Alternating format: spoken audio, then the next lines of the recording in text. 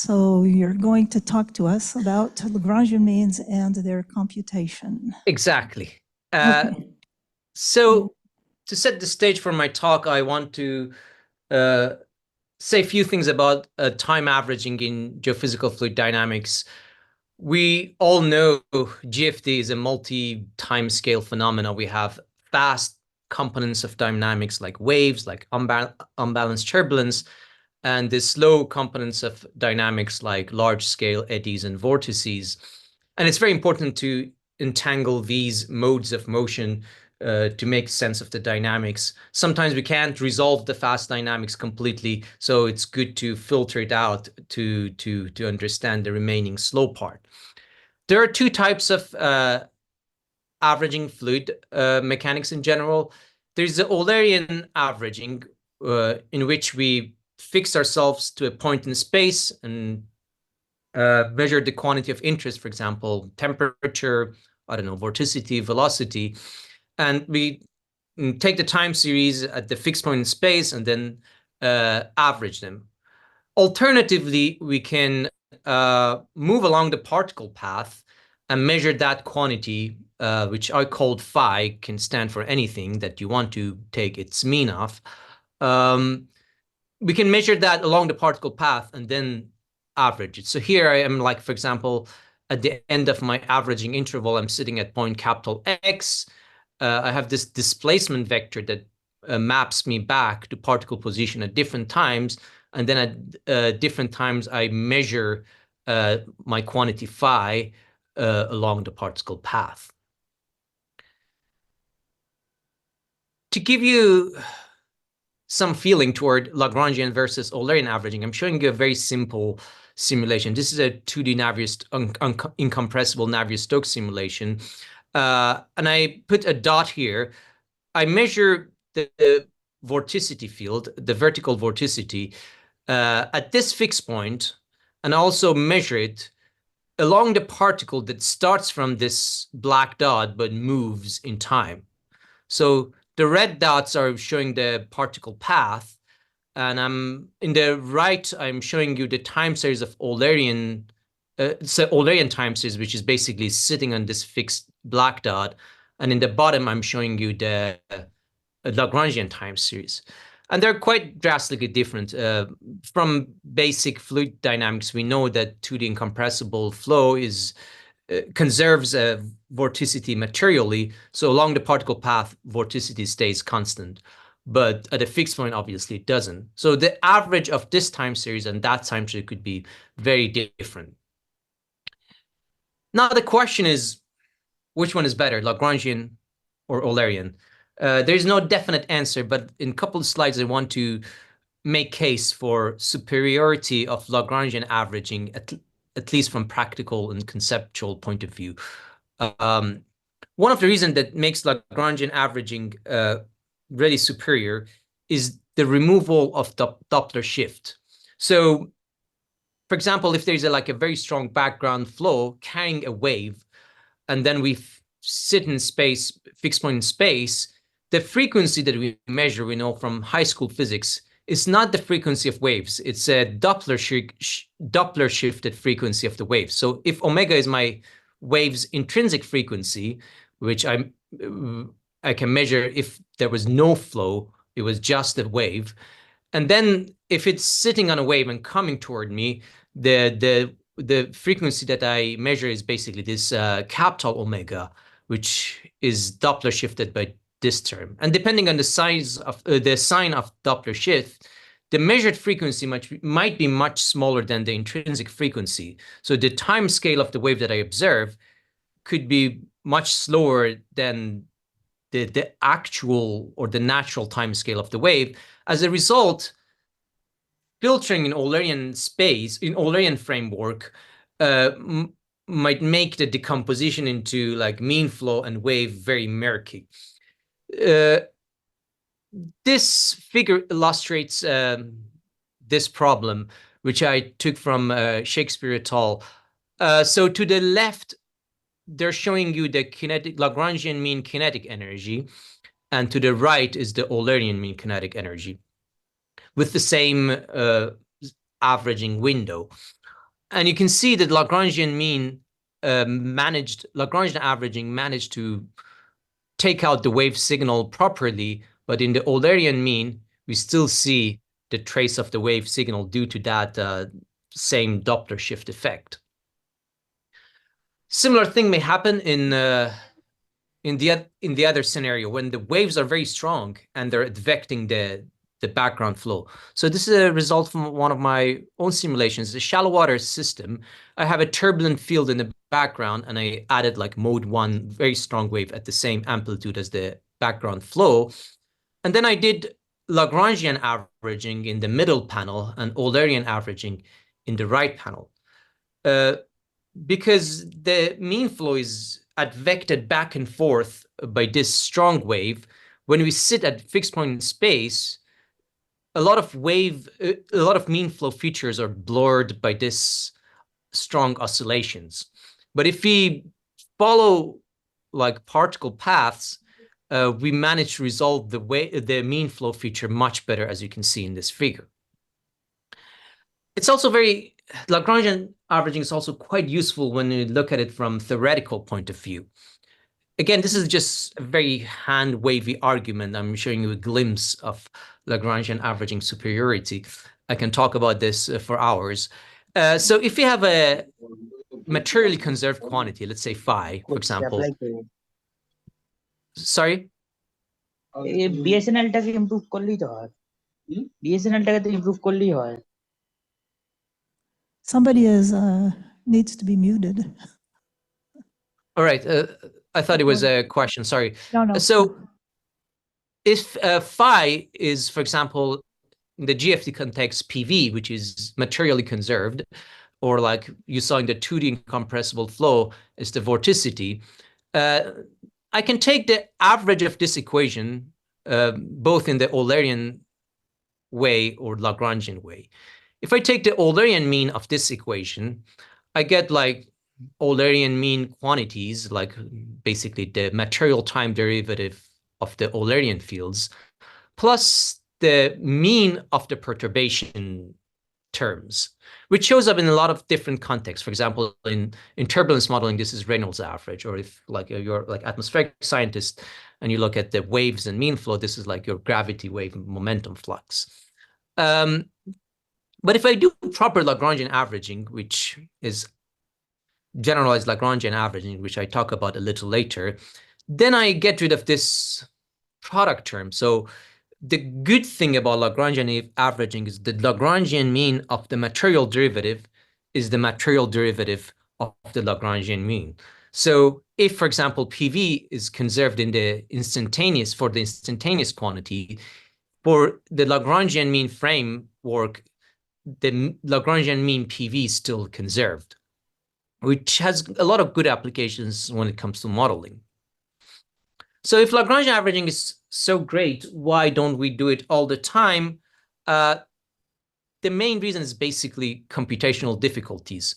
And I try to mention some aspects of these difficulties. So the traditional method to compute Lagrangian means is to just track particles. So we seed a large number of particles on our grid points usually, and then we follow them in time. So we take one step, for example, measure the velocity and the quantity of interest, which could be velocity, could be temperature, could be anything, and then use that position, interpolate for velocity and that quantity again, and then take another step and another step. This requires, first of all, a lot of computation. Second, usually very huge memory footprint, because we need to take like snapshots of velocity and the quantity that we are after at very different times to be able to track the particles. It's also very, very troubling when you have like big models that are highly parallelized in space. So I'm trying to explain this in this schematic figure. So let's say my domain is I'm using a parallel solver, and like my computations are like parallelized for each subdomain that I'm showing you in this red squares. So if I start tracking the particles in these red squares, then particles may move from one of the subdomains to another subdomain. So tracking particles, considering that usually the computations are carried independently for each processor that is taking care of each subdomain, the communication between these different processors usually quite time-consuming. Also, sometimes if the flow is not incompressible, a lot of particles may accumulate in one subdomain, which creates the computational load imbalance, which is another problem. Considering all these things, I decided to come up with an algorithm that computes a Lagrangian averaging without tracking particles. Basically, it's a grid-based method. So you do a bunch of things on your grid points, and at the end of the day, you get the Lagrangian means at your grid points. The core idea behind this algorithm is to iteratively update the partial means of trajectories at the grid points. I know this might not make sense to you at the moment. I'll try to explain it further in a schematic figure. So let's say I know the Lagrangian mean of the quantity of interest phi from time t0, which is the beginning of my averaging interval, to time tk for all the trajectories that end up at my grid points. So these are like 4 grid points I'm showing. So as I said, this is an iterative method. So if I know the Lagrangian mean of these trajectories from time t0 to tk, then my goal would be to construct the Lagrangian mean of new sets of trajectories that end up at my grid points at time tk plus 1, not at time tk. And also I consider the Lagrangian mean from t0 all the way to tk plus 1. That's the key thing here. So the Lagrangian means are like partial Lagrangian means, I call them, because they're like progressively in time, they're expanded to larger window of time. And they're also like for different particles. The key things about particles is these particles end up at my grid points at that point in time, for example, tk plus 1. So restating my goal, it would be to find the Lagrangian mean of the particle read from t0 all the way to tk plus 1, knowing the Lagrangian means of all the nearby trajectory that end up at grid points at time tk. How do I do that? So let's say I know my field of interest, for example, temperature or velocity, and I know the instantaneous velocity, and I know the Lagrangian mean. So here is Lagrangian mean of all the grid points up to point tk, which are these blue trajectories. In the first step, I take a step back, find this point yi, which is the position of the particle, this red particle at time tk. My red particle ended up at grid point at time tk plus 1, but at time tk was somewhere else, which I can find it by using like a simple backward advection. Then I split the Lagrangian average of the red trajectory from t0 to tk plus 1 to 2 parts, apart from t0 to tk and apart from tk to tk plus 1. So I'm basically looking at this integral, which is the definition of my Lagrangian mean. And I break down this integral to the integral from t0 to tk, which is this bit here that I highlighted with orange, and another integral, which I highlighted with pink. Then I can manipulate the first integral, so multiply numerator and denominator with tk minus t0. This little expression here would be basically the Lagrangian mean of the red trajectory from t0 all the way to tk, so which has like a weight, which is tk minus t0 divided by tk plus 1 minus t0. Then I try to find the Lagrangian mean of red trajectory from T0 to Tk by looking at the Lagrangian mean of the nearby trajectory, the blue trajectory that I already have.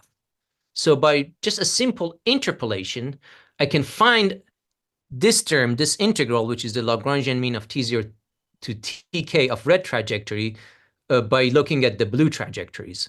So this quantity can be derived. And then I look at the second integral.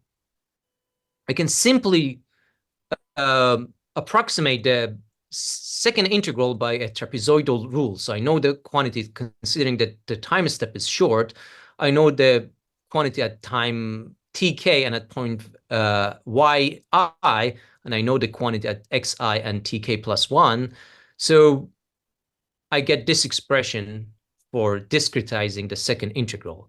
So at the end of the day, I'm adding two terms, like weighted sum of two terms. One is the Lagrangian mean from T0 to Tk with the weight of T0 to Tk, and then another mean, which I approximated with the weight of delta T, which is the difference between Tk plus 1 and Dk. Then I can do this for all my grid points and get the Lagrangian mean of the particles that end up at my grid point at time tk plus 1. And I can iteratively do this in time from time 0 all the way to the end of my averaging interval to get the Lagrangian mean at the end. We can do this in a continuous setup as well, just starting from the definition of Lagrangian mean and do just simple calculus steps.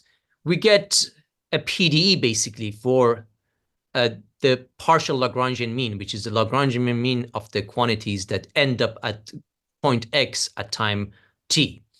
And then we can just solve this PDE in parallel with Navier-Stokes equation, with Bushnell's equation in our models. So we don't need to keep the velocity field or different fields at different points in time. We can do this process on the fly or online with the simulation. So we really save a lot of memory that was spent in the particle tracking for keeping the log of velocity field or different flow variables. For those of you who are interested in Lagrangian averaging or know a little about generalized Lagrangian averaging, this process gives me the Lagrangian mean at the end for the position of the particle at the end of averaging.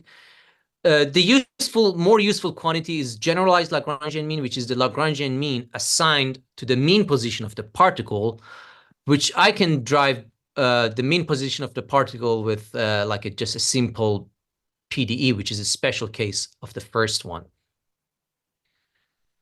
For the interest of time, I just skip this part because there's not much time left. So the advantage of this approach are, in my opinion, huge. First of all, I don't need to save any time series of any fields. So I can just do my time stepping to solve this PDE or do the discretized algorithm that I showed you. So I need the fields at very few, maybe 2, 3 points in time. We can perform this on the fly. It is very easy to parallelize because we're basically solving a PDE very similar to Navier-Stokes' Bushnell's equation. So my hope is bringing Lagrangian averaging to a wide range of researchers who completely ignored it for decades because it was too difficult to compute, and then use it hopefully for modeling. My future works, or our future work, is application of this method in climate and ocean models, particularly to study different cases of wave mean flow interactions. We can potentially improve our models by using by dissipating what is left after Lagrangian mean, which is really the part of the dynamics that has no trace on the slow part. So it's really easy to filter out and to filter it out without affecting the good slow dynamics we are after. What I offered here was using a very simple definition of mean. So it was like a like a top hat mean, basically starting from one point in time and then going to the end of averaging interval. We can use more advanced filtering schemes by adding some convolutional kernels to the definition of mean, which is an ongoing work with some of my collaborators. And this can go beyond just wave mean flow interaction. Particularly, it could be very useful for turbulence modeling. If you're interested in this line of research, you can take a look at these references. I managed to secure funding to hire a postdoc for 3 years to work on the continuation of this work. If you're interested and you have strong background in numerical methods and fluid dynamics, please get in touch and we can take it from there. Thank you very much for listening to me and giving me a chance to present my research. I'm more than happy to take questions. Thank you, Hossein. We've got, I think, time for about one question.